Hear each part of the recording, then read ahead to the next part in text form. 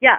So, Vijay, you were the last Indian player in singles to make the kind of mark that you did, beating several top 10 players at your peak.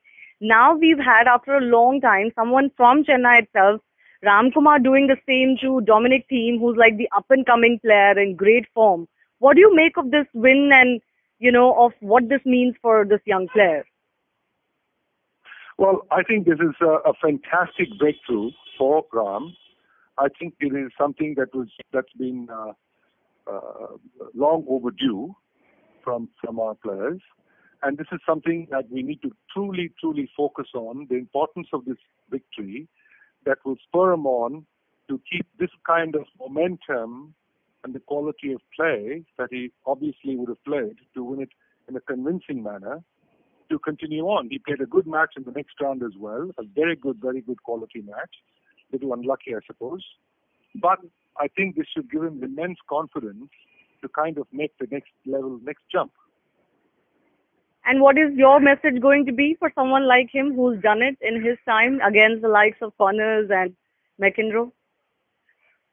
Well, the main thing here is the belief in oneself that you belong in that league.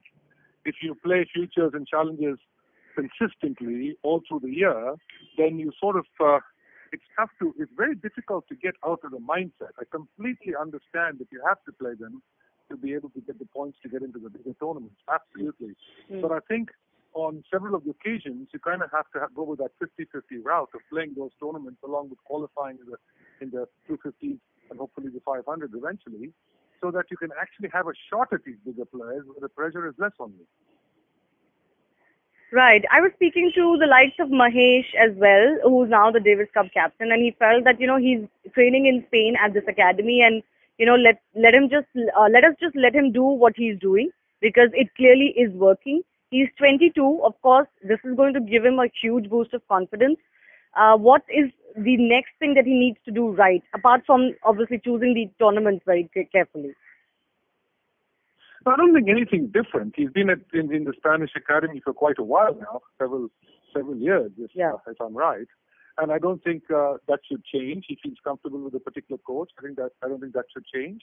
I think the important thing is consistency and fitness. So the lower part of the body and the upper part of the body are extremely powerful and strong, because you see how well these guys rotate their hips and upper shoulders to be able to deliver incredibly paced strokes into the corner. And you need to be able to have the lower part to be able to recover well, like a Djokovic. So if that's the case, I think it's important to play these top guys on a consistent basis to give you a feeling that, one, you belong there, and two, that you're good enough to belong there. Yeah. Let me take a couple of reactions, Vijay, on Wimbledon starting tomorrow. Who do you think is the best placed in the men's category to win this title, given everything about Djokovic, Murray, and what Rafa recently did, and Federer coming back? Well, everyone seems to be high in confidence now. Federer won the tournament in Germany, I guess for the 9th time on grass, coming back beautifully after a layoff, nice layoff. Djokovic pulled himself together very nicely to win Eastbourne yesterday, and I think that gives him the right kind of positioning for the grass court event. Rafa, of course, is coming hot off the French, and so his confidence level is up.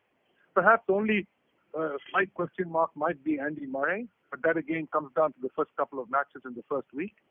And if he can pull himself together through that early part of the first week, I think he'll be well positioned as he gets into the round of 16 on Monday, the second week. But again, I think most of these upsets, should they occur, will generally occur towards in the first week.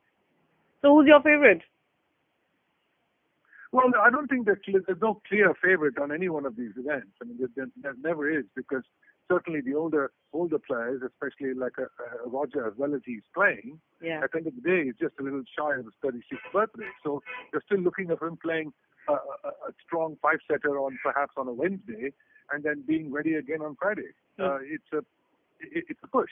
It's a push. And again, if it continues to give him that kind of push in the early stages, it'll be expensive for him in the second week. And any favorites in the women's category for you?